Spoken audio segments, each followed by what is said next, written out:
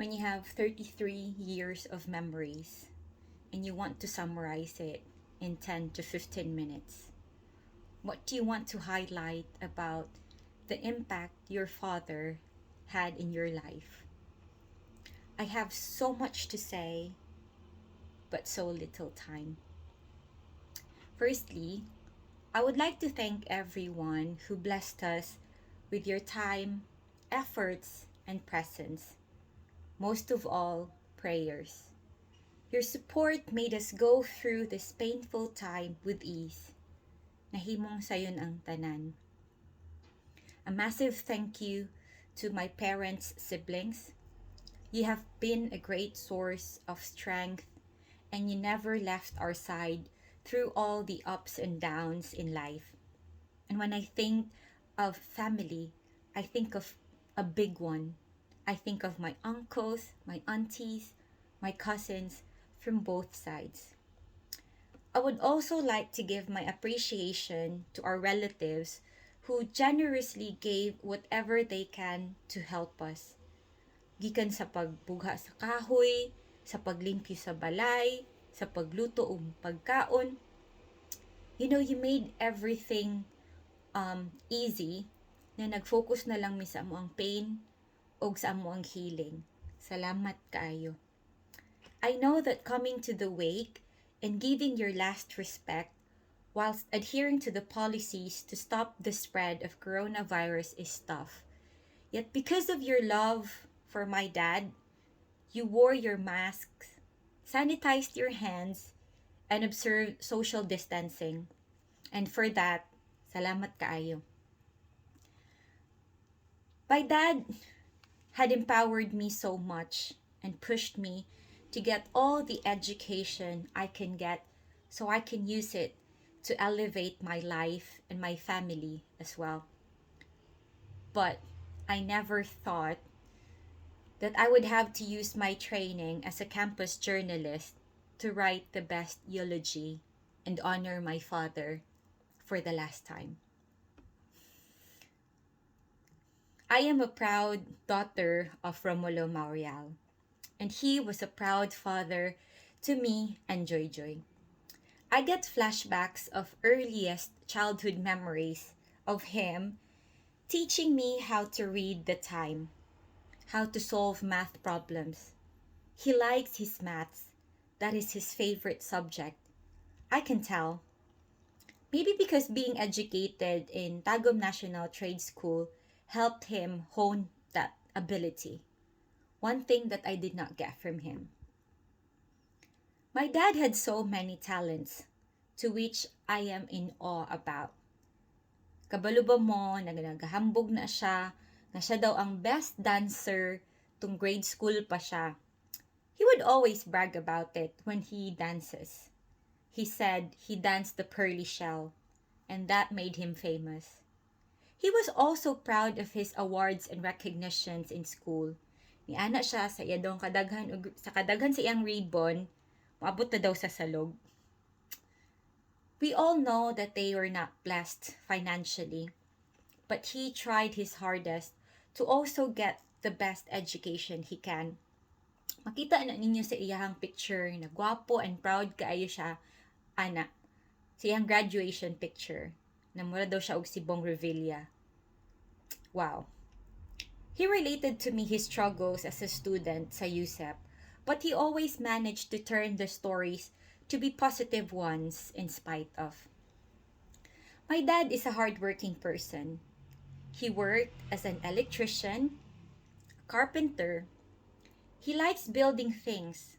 He built our altar, our farmhouse, our chicken coop. He was a farmer as well. Nagtanumi og saging para makabayad pang tuition. Siya ang nagkalot sa yuta, ako ang tigkuha sa mga sidling and tigtanom. Kami ran tulo kauban si Kuya Dadoy. We managed to get some money from that effort after a couple of years. Si Papa, para makahatag sa amuan ni Joy Joy pang baon pang college, side hustled na mamasahero sa iyang motor o sa motor ni Uncle Nante. Naulanan, nainitan, and then worked for his night job. Yahan na gi-continue hantod sa makaya para makatabang sa pamilya, para makabayad sa bills, and provide food on the table. Naapod time na mumata na siya og kadlawon, mangayo na siya isda sa iyang mga igagaw sa palengke. To which I am very thankful sa amo ang mga paryente sa pagsuporta kay Papa as well. Speaking of food, si Papa ang tao na generous sa ubang bagay apart from food. Anong nakaingon ko? Well, he has this mentality na dapat makakaon siya og una, kay ang mga bata makakaon ra daw sa sunod inig madako na. This applies to delicious gourmet food ha, mga ice cream, donuts, pizzas. Wala man may anak niya gipagutman. Ang gusto lang niya na makakaon siya una. But he made up for it by being the best cook. His happiness was to cook for us.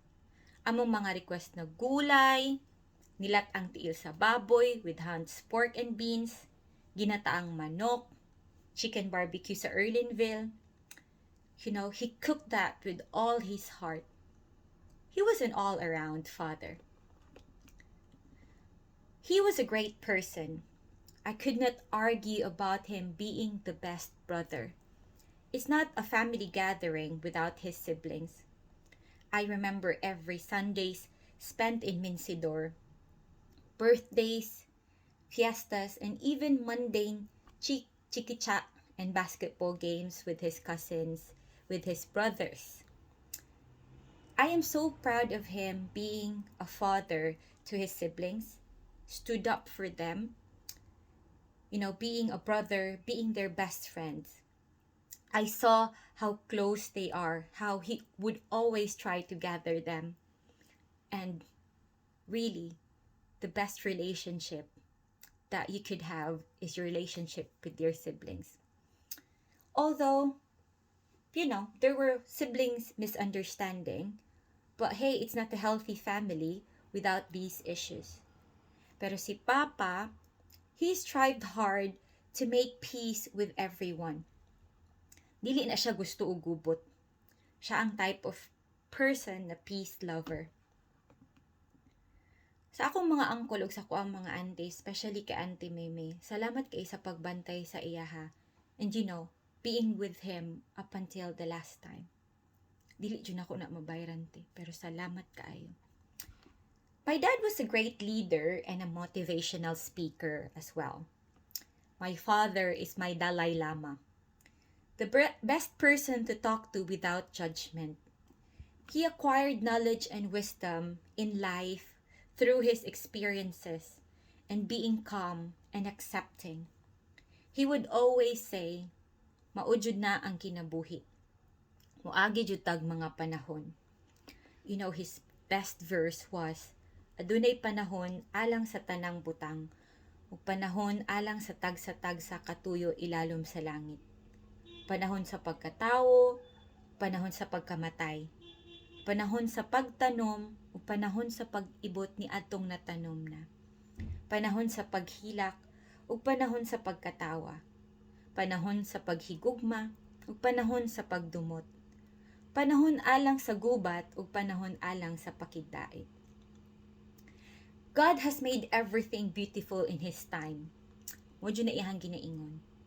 He has also set eternity in the human heart, yet no one can fathom what God has done from beginning to end. I know that there is nothing better for people than to be happy and to do good while they live. That each of them may eat and drink and find satisfaction in all their toil. This is the gift of God. I know that everything God does will endure forever. Nothing can be added to it and nothing taken from it. My father was not a religious man, yet he always encouraged us to develop a relationship with God. He was a living reminder of God's unconditional love for us. He loved us with all his heart, mind, and body. As a husband, he wasn't perfect. He wasn't perfect as a person as well. but he did his best. I grew up seeing his love for my mother. I grew up seeing lovely flowers every Valentine's Day for my mother.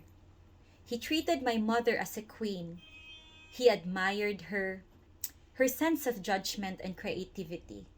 He would always say, "Bright imong mama nak, musalig jud ko niya."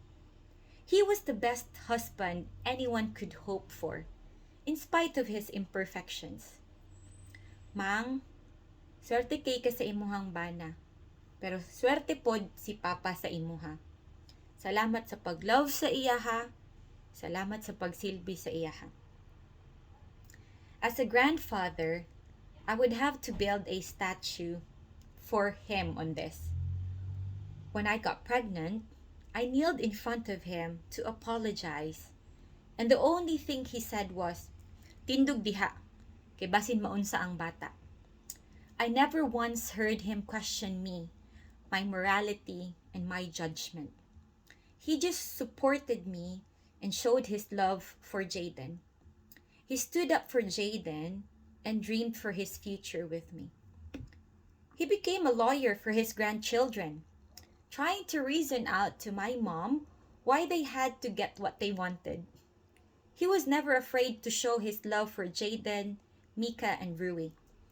He told me the best feeling is to love his grandchildren and seeing their happy faces. As a father, kamo na lang ang mag-judge unsa siya. Because we will never be successful if he did not empower us. Kaming duha sa ko ang manghod. Kay daw puro mi mga babae. Muingon jud na siya. Eskwela mo og tarong, aron ubiyaan mo sa inyong bana, makatindog mo sa inyong kaugalingon kay naa mo'y trabaho. He let me fly. He gave me the strength na abuton akong mga pangandoy sa kinabuhi. I will never be here without him. Dili na ko mabayran ang iyang kamaayo sa amua. Iyang mga sakripisyo aron mo dako mi na maayong tao. Sa akong igsuon, Bak, salamat sa pagsakripisyo para kay Papa pod. You know, he would never survive his illness without you.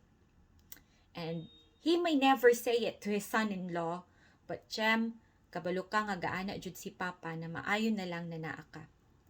He loved you and accepted you in the family as his own son. Salamat pod sa imuhang pagsilbi sa iyaha.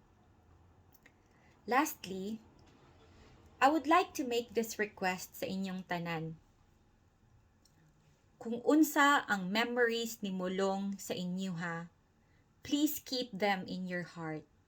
Kung unsa siya sa inyo as a brother-in-law, an uncle, a cousin, a friend, a relative, someone who helped you smile and be happy, someone who motivated you in life and inspired you. If you remember him, please say a little prayer for his soul, that he may have eternal peace in heaven. And to Papa Mulong, we love you, and we will never forget how you looked after us, how you fought through your life to be with us. You lived for us, and you died for us. We love you, Papa Mulong, and until we meet again.